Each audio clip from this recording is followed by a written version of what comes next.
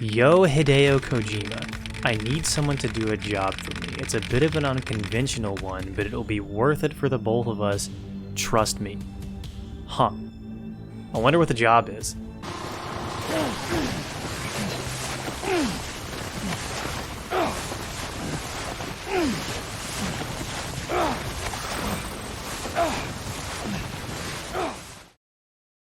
Hellsign is a pretty promising and interesting early access title. But before we get into the review, I've got a couple disclaimers. The first disclaimer is, like I just told you, this game is in early access. And under normal circumstances, I would avoid doing videos on games that are technically not finished yet. But this is actually a game that I had wishlisted on Steam and was keeping an eye on, which brings me to my second disclaimer. This video was sponsored by the guys over at Ballistic Interactive, who, in case you haven't put two and two together yet, are the ones who are currently developing this game. So I figured since I've been watching this game for a while, and Ballistic is buying my dinner, I might as well make a rare exception to my rule. Hellsign as a game is trying to capture a very specific kind of lightning in a very specific kind of bottle that developers of all sizes have been trying to capture for a while now. The idea is to take the sort of hunting genre that has been created by games like Monster Hunter and combine it with modern, techno, and supernatural folklore. The goal is to create a setting where the player needs to research the monster they're assigned to hunt, prepare for the hunt using all sorts of wacky tools and weapons specific to the monster they are hunting, and use the correct strategy at the correct time to pull off a difficult kill. You see elements of this idea in a lot of games of all sizes, from Witch Hunt to Phasmophobia to The Witcher and more. It's a great concept because people love this kind of folklore and modern setting. Everyone wants to be the Winchesters, everyone wants to be John Constantine, and most importantly, everyone wants to be the most powerful ghost hunter of all time, Zach Baggins. You know, a Vegas boy that lived in Vegas that grew up in Florida. I loved crab. Hellsign manages to bottle up all these concepts into a pretty well-designed, concentrated gameplay loop that can be very satisfying and strangely relaxing to play. The general loop is this: accept a job, collect evidence, fight off minor enemies while you are collecting said evidence, use the evidence to identify the big ghost boss, then use specialized tools to defeat the big ghost boss for a big payout. This sounds pretty simple when it's been broken down on paper, but it's actually pretty involved and there are a lot of cool systems working together to go over here. First of all, this game is packaged as an RPG, so of course you've got some character customization. At the start of the game, you choose a character class. This doesn't really have that much of an impact in the long term since all the characters use the same skill tree, but it will determine what skills you start with, which can help you get a head start on whatever skills you want to prioritize. I'm not really exactly sure how the developers intend this skill system to work, but as it stands now, it seems like the goal is that eventually your character will unlock everything. Normally I would criticize this, but here it kind of works. Usually in an RPG, if you have a character that can do everything, it kind of defeats the purpose of even having skills or character builds in the first place. But in Hellsign, it is absolutely pivotal that your character be able to take advantage of all of the tricks and traps the game has to offer. Traps are gated behind a skill, and they're one of the most important tools you have. Taking skills in multiple weapon types will also help you mitigate things like reload penalties and penalties for wearing heavy armor, which are extremely important. Weapon and armor accessories that give you additional important passive bonuses are also locked behind a skill.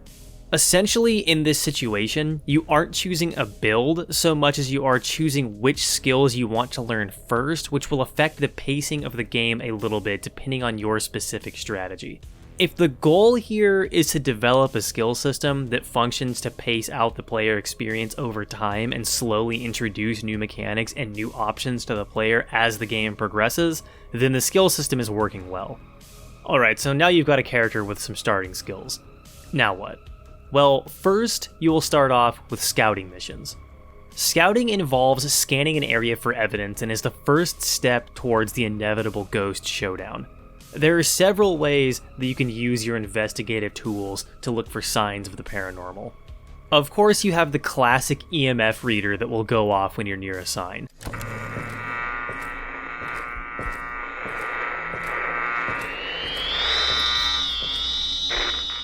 You also have black lights that can help you track blood trails that lead in the direction of other evidence. Other classic ghost hunting tools are available as well, including microphones to listen to EVPs, thermometers to scan for temperature anomalies, and a method of scanning fog to look for differences in density. Every mission will start with you using all of the tools at your disposal to slowly and methodically scan the area until you've found all the evidence you need. This sounds boring, but you're always kept on your toes by the enemies around you and the fights that will inevitably break out. Your tools also have ways to help you out with these combat encounters when they happen. The blacklight is able to analyze dead bodies to figure out what killed them, giving you certain bonuses in combat and revealing the enemy's location in the area. Microphones can do the same thing by analyzing ghost orbs. You will also notice that these tools have their own strengths and weaknesses. The thermometer and the microphone only work on areas where these tendrils are present. The condensation scanner obviously only works on fog, while the blacklight only works on tracking blood trails. The EMF will work almost everywhere, but tendrils will cause interference, making it useless in a room full of them. This entire system has the makings of a great immersive sim-style ghost hunting experience, but the tool system definitely has some weird hang-ups in terms of game design. First of all, you can only carry 3 tools at once, and for some reason you can't move tools from your home storage to your car storage, so you need to decide for yourself which set of tools you find to be the most valuable. Forcing choices like this might sound interesting at first, but the problem here is that it's very, very clear which set of tools is the most useful. The EMF reader and the blacklight are essentially required. The EMF is more or less the most reliable tool in the game for finding signs, and the bonuses you get from analyzing bodies with the blacklight are also extremely valuable. This leaves you with 1 extra slot you can fill. You could pick the knife, which I haven't mentioned until now, that allows you to carve pieces off certain enemies to sell later for slightly more profit, but you already make so much money from finishing missions that it makes more sense to just finish missions as quickly as possible, especially if you're going through the massive payout you get from clearing an area boss. So the knife doesn't make much sense, which narrows us down to 2 options: the thermometer, which is the same item that scans fog, or the microphone. The microphone will give you the ability to gain some more advantages in combat, but then you don't really have a way to scan fog well. And you'll also notice that the best currently available microphone has a disruption resistance of 3, which means that during hunting missions that have a disruption level of 4, the microphone becomes a lot less valuable to use for finding signs due to constant howling spirits.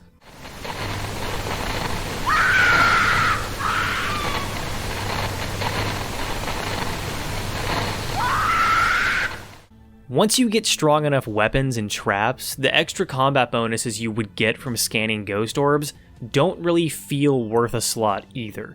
After considering this, taking the thermometer is kind of a clear dominant strategy, considering it can scan 2 different types of areas and only takes up 1 equipment slot. This issue of a clear dominant strategy in terms of the way the tools work isn't the only issue. You'll notice that when you use a blacklight or a mic to analyze something, it'll take up some battery life on the tool. Each time you analyze, it will take 35% battery life, which means you can only run an analysis twice before you're awkwardly stuck with 30% of useless battery life. Having a resource sitting around you can't spend feels very odd. At first I figured this would be solved by upgrading my early game tools to higher quality ones, but this isn't the case. Upgraded tools only have higher disruption resistance, not higher batteries, or a lower cost of analysis. It would probably be better in the future to include ways to run more analyses, which would give the player more combat bonuses per mission, allowing for more difficult monster encounters, and could also make room for the microphone to actually be useful in the late game. If, for example, by carrying the mic and the black light at the same time, I could get 6 to 8 rounds of analysis done, giving me huge combat bonuses, then it might be worth taking it into a mission over the thermometer.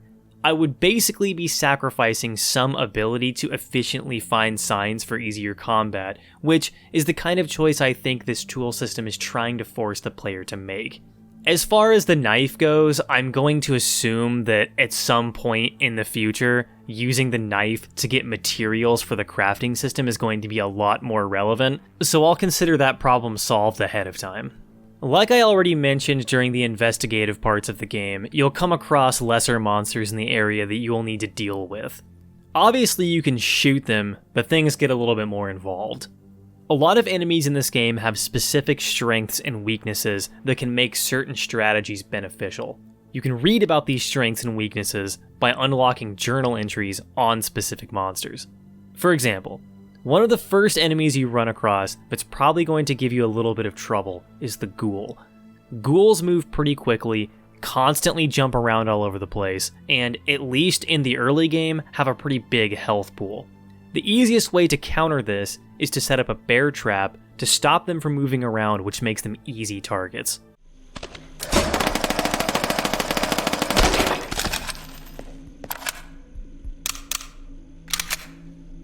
Similarly, if you know a room is going to have centipedes in it, maybe drop a gasoline trap so you can try to burn the whole group of them at once.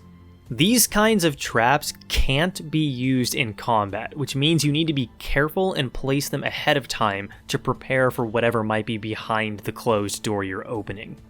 It's also worth mentioning that even though the signs you're collecting on missions don't give you any specific advantage in combat, paying attention to what you're picking up can give you a strategic advantage.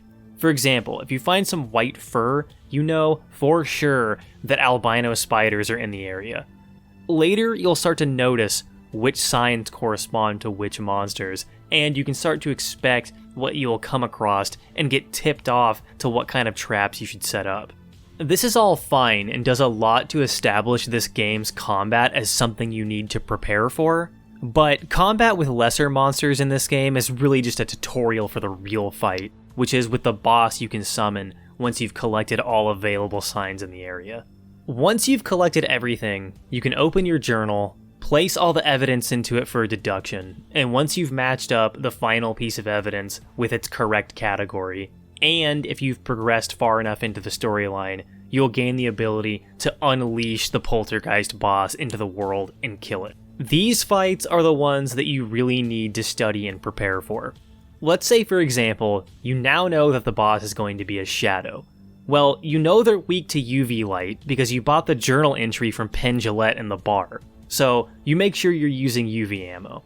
And you make sure you've got some UV traps set up. You also know that they're pretty difficult to see in the dark, so you make sure you've got some night vision goggles on. You set up the UV traps, accidentally detonate them, set up some more, then summon the monster.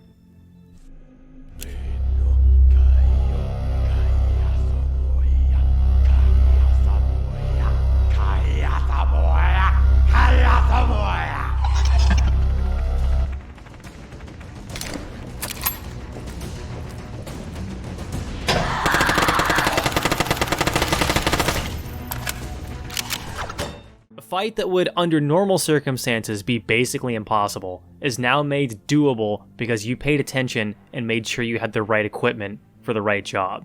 This satisfying payoff is the lightning I mentioned earlier that Hellsign and games like it are trying to capture, and Hellsign does a pretty good job of this.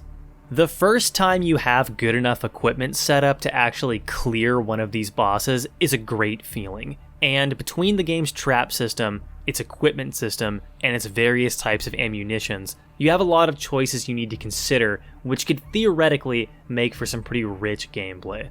So now that I've hit you with all of the good news, it's time to hit you with a little bit of the bad news.